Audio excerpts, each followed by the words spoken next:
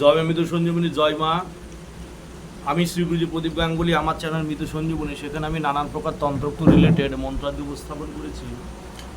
এর মধ্যে বিভিন্ন প্রকার মন্ত্রাদি আছে যেগুলো গুরুমুখী, স্বয়ংসিদ্ধ এবং বিভিন্ন প্রকার স্বপ্নাদিষ্ট মন্ত্র। আজকে আপনাদের সামনে দিয়ে একটি মন্ত্র দেব, যেটি হচ্ছে কি সিঁদুর পরা। এই সিঁদুর পরা মিনস হচ্ছে বশীকরণ রিলেটেড যত রকম সিঁদুর আছে, সেটি কাম সিঁদুর হতে পারে, রজস্বলা নারীর হচ্ছে গিয়ে সেই পিরিয়ডের সেই ব্লাড হতে পারে, বা হচ্ছে মা কালী চরণের সিঁদুর, মাথার সিঁদুর, মনামনের সিঁদুর, যে কোনো সিঁদুর হোক, সেটি জাগানোর একটি মন্ত্র আছে।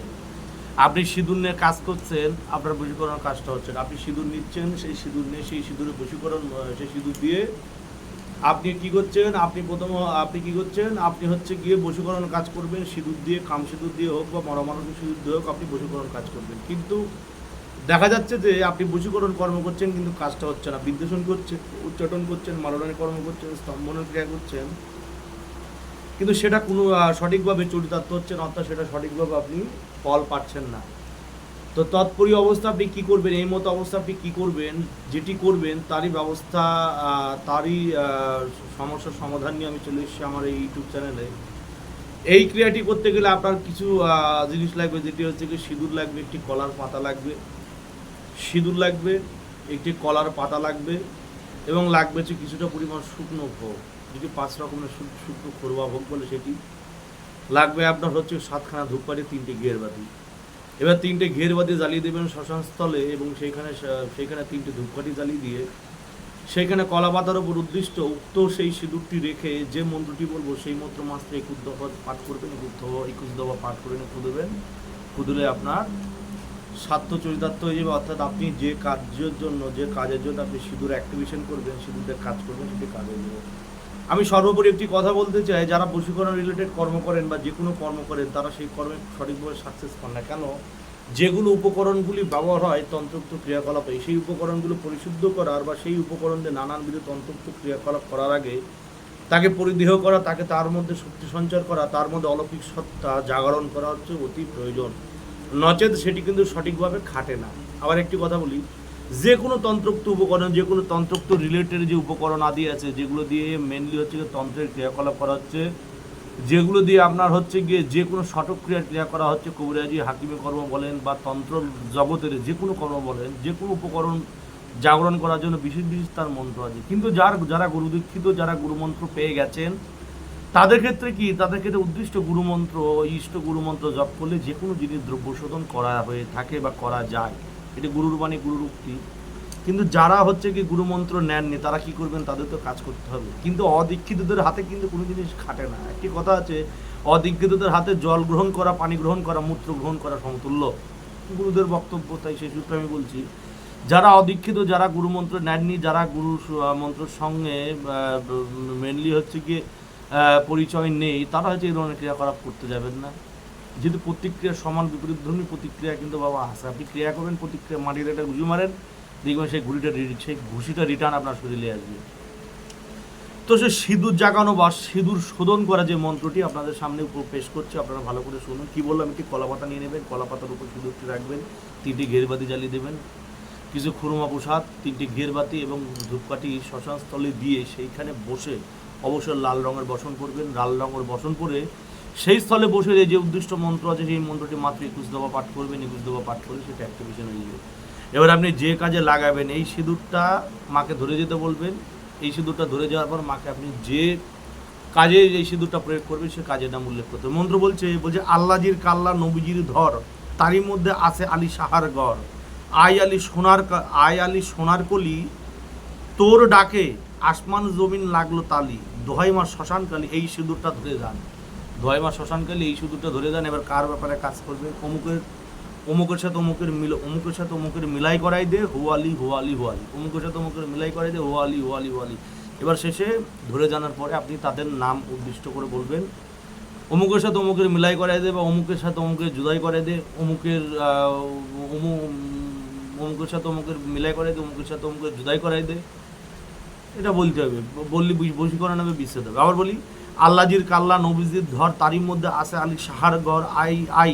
আবার বলি, আল্লাজির কাল্লা নবীজির ধর, তারই মধ্যে আছে আলী সাহার ঘর, আই আলী সোনার কলি, তোরে ডাকে আসমান জমিন লাগলো তালি, দোহাই মা শ্মশানকালী, এই সিঁদুরটা ধরে যা, এই সিঁদুরটা ধরে যা, হোয়ালি হোয়ালি হোয়ালি। হোয়ালি বলার আগে যার উপর কাজ করবে, অমুকের কন্যা অমুক, অমুকের পুত্র অমুকের কাছে হাজির কর, বা অমুকের কন্যা অমুক, অমুকের পুত্র অমুকের সাথে মিলাই দিয়ে হোয়ালি হোয়ালি হোয়ালি বলবেন, বললে জাগাই যাবে। মেন বক্তব্য, তন্ত্র জিনিসটা, কবিরাজি জিনিসটা সম্পূর্ণ টেকনিকের উপর নির্ভর করে। সম্পূর্ণটা কিন্তু অ্যাকচুয়ালি টেকনিক। যা ভিজুয়ালাইজ দেখছেন, দেখছেন সম্পূর্ণ কিন্তু টেকনিকের উপর মেনটেন করছে। আপনি কাজ করছেন, আপনার টেকনিক জানেন না, আপনি অ্যাকচুয়ালি প্রয়োগ জানেন না।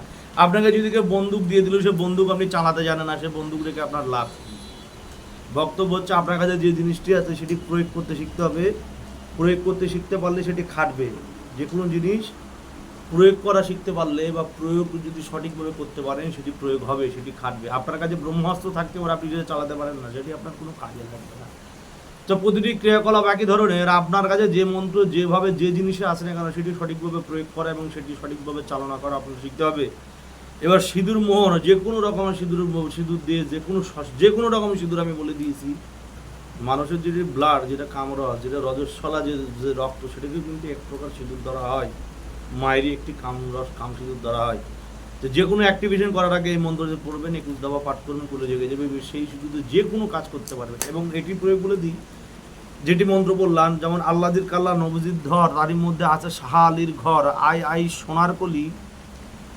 কি বলছে? আই আলী সোনার কলি তোরে ডাকে। আবার বলি, আল্লাদির কাল্লা নবজির ধর, তারই মধ্যে আছে আলী শাহার ঘর, আই আলী সোনার কলি তোর ডাকে, আসমানে জমিন লাগলো তারি, দোহাই মা শ্মশানকালী, এই সিঁদুরটা ধরে যান, অমুক সাথে অমুকের পুত্র অমুক, অমুকের অমুকের মিলন করাই যে, অমুকের কন্যা অমুক, অমুকের পুত্র অমুকের মিলন করাই যে, অমুকের পুত্র অমুক, অমুকের কন্যা মিলন করাই যে, বা অমুকের পুত্র অমুক, অমুকের কন্যা অমুকের সাথে জুদাই করাই দে, হুয়ালি হুয়ালি হুয়ালি বলে সিঁদুরটা পাঠ করে নিয়ে, সেই সিঁদুর যদি কোনো মরা নিম গাছে, যে কোনো মৃত প্রায় নিম গাছে, মৃত প্রায় মারা যাচ্ছে, বা সে গাছ বৃহদাকার বিরাট গাছ, সে গাছের গোড়া একটু ছেদন করে, সে গাছের গোড়ায় যদি 7খানা টিপা দিয়ে, 7কালীর নাম দিয়ে, 7কালীর নামে টিপা দিয়ে, 7কালীর নাম করিয়ে নিয়ে সে গাছের গোড়ায় 7টা সিঁদুর গোটা দিয়ে, সেখান থেকে সামান্য মাটি নিয়ে এসে সেই মাটিতে আবার উক্তমন্ত্র সামান্য পরিমাণ সিঁদুর মিশায়া যদি অভিমন্ত্রিত করিয়ে 2 ব্যক্তির গায়ে বা 2 ব্যক্তির বাড়িতে ফেলা যায়, দুজনের মধ্যে কঠিন বিচ্ছেদ হবে।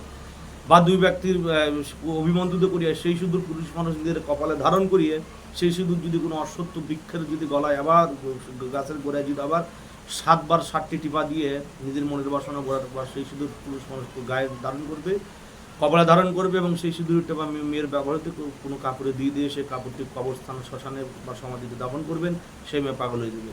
যদি মেয়ে যদি আপনার কাছে থাকে, সেই মেয়ের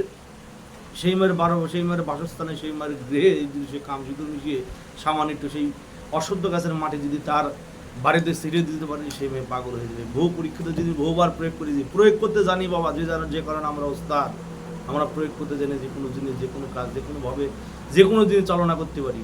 এবার তৎপরই একটা কথা বলি, মন্ত্র করোর বাবার জিনিস না, মন্ত্র করোর বাবার জিনিস না। দেখা যায় যে সচরাচর বহু চ্যানেলে আমার মন্ত্র ঘোরাঘুরি করছে, আমার কোনো আফসোস নেই। গুরু তো আমার আছে, আমার গুরু তো অন্য কেউ ধরতে পারে। এবার তৎপরই একটি কথা বলি, মন্ত্র করোর বাপের জিনিস না। মন্ত্র সার্কেল, ক্লক বাই ক্লক ঘুরে বেড়াচ্ছে, clock to anti clock wise ঘুরে বেড়াচ্ছে। মন্ত্র সৃষ্টি হয়েছে কোটি কোটি বছর পূর্বে, হাজার হাজার লক্ষ লক্ষ বছর পূর্বে মন্ত্রের জন্ম। সনাতনের বয়স, আমাদের সনাতন ধর্মের বয়স তো 5000 বছর।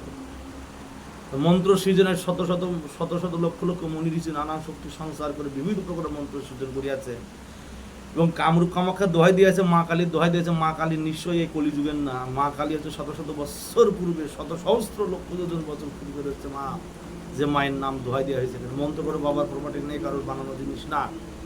মন্ত্র হচ্ছে সম্পূর্ণ ঈশ্বর প্রদত্ত মুনি ঋষির কাছ থেকে পাওয়া জিনিস। যেভাবে দিলাম সঠিকভাবে প্রয়োগ করবেন, কাজ হবে। আর বেশি কথা বলবো না, ভিডিও বড় হয়ে যাচ্ছে। অবশ্যই মায়ের নাম করে সামান্য উপস্থিত সম্পর্ক। জয় মা, জয় মৃত্যু সঞ্জীবনী, জগতের মঙ্গল সাধন করে মা। জয় মা, জয় মা, জয় মা।